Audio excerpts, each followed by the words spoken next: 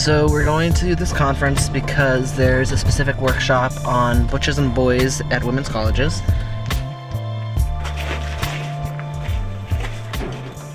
I think the uneasy question is, do you think that transgender students fundamentally threaten the single-sex college?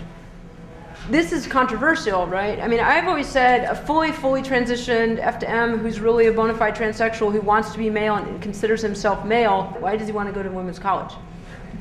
I don't get that, right? On the other hand, there's a question of transitioning during the 4 years, so I think these are problems. I'm a Smith alum, and I'll just speak to my own experience. My experience was that there's a real disconnect between the population at Smith and what the administration wishes the population would be. And so I think that's, to me, a tremendous barrier about not acknowledging the reality that the population was there. I don't know yet what to think about the administration. I mean, I hear lots of conflicting things. People say there's actually an unwritten policy that you can't transition because then we'll have men. I mean, there's all these different rules. Just the administration, like, never has a chance to talk about where they're coming from. They choose not to.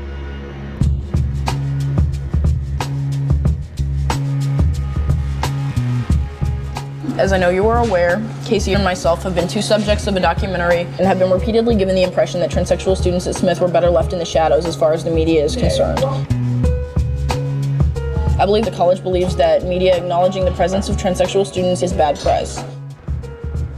This may be a political issue to the administration, but Casey and I have to live this nightmare every day, morning, noon, and night. Neither of us asked to be transsexual, and both of us are going through horrifically painful and almost prohibitively expensive procedures so that we can one day achieve the type of normalcy in this world that most people are born with. I appreciate that you have taken time to read this letter. I would also appreciate a chance to speak with you in person and perhaps get the chance to understand your perspective. Sincerely, Lucas.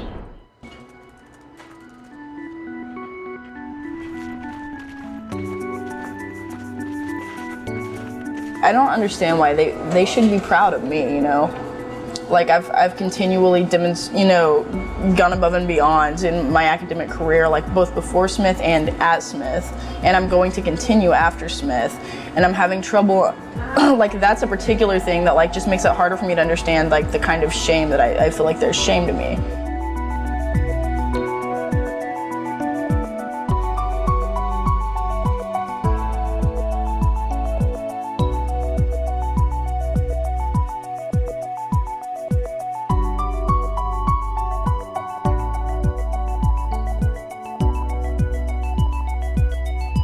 At one point she goes, "Come on, you know what it's about, you don't need me to say anything." She just really stressed the fact that it was not personal, But it's hard for it not to be personal. I mean, it's personal a little bit,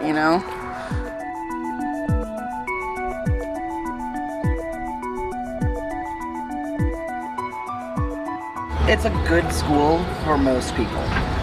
Just not for us. For most women.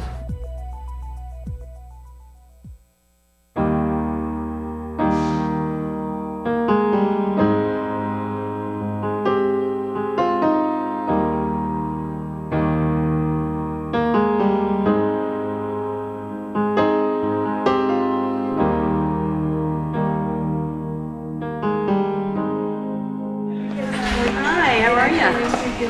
Yeah? We're gonna go in my office and chat for a minute. Come on in. Here, come and sit down, Raci. Sit down. Raci, I'm concerned because you haven't been to class lately. This is an educational institution. You have to come to class. Mm-hmm. You didn't tell me why you didn't come to class. So what do I think? And then you weren't here the other day. Excuse me? You weren't here on Monday. Yeah? If you don't tell me what's going on, then from my point of view, I see a student who doesn't show up to class.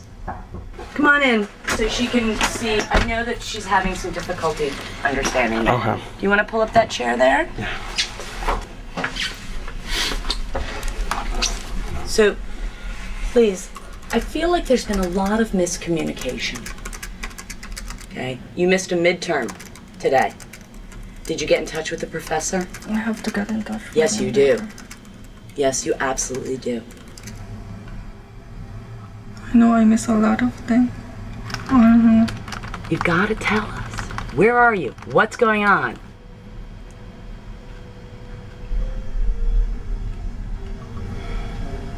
I'm just so alone. I can see that. I don't have anyone. I can do it all. You do, Raci. She has to be there. She has to work there. Your aunt, you mean? Who are you talking about? My mom. Your mom. Raci, you do have a lot of people here for you. Who am I gonna talk to here? Nobody can help me there. That's not true. It's just new people. Raci, just try. What's the worst that could happen? What's the worst that could happen? Nothing actually. Yeah. Maybe. If you can tell us, you won't feel so alone. I'm just scared, huh? I know you are. That's normal. We're all afraid all the time. But hiding isn't helping you. It's not making it better for you, is it? So, let's try something different. Okay. Thank you. You're welcome. You're very welcome.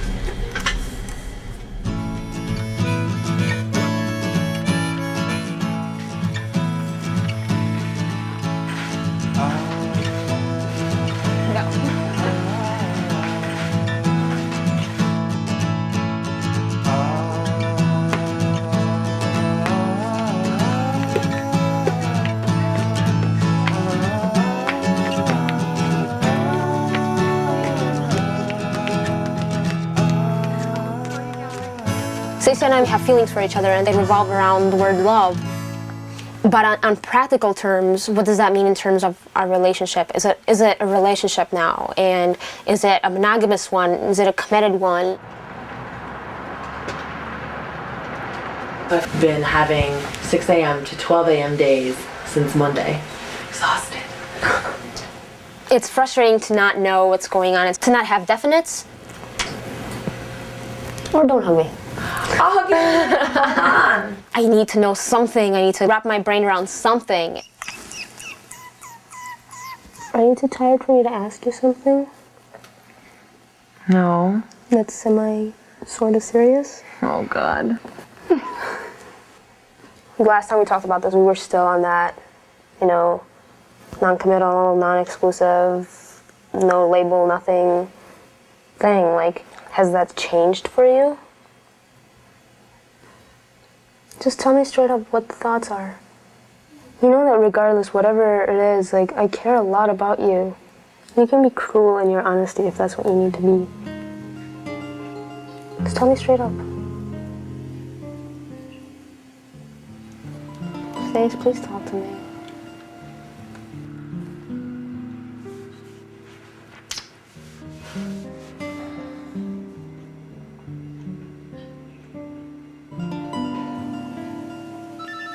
Jimmy?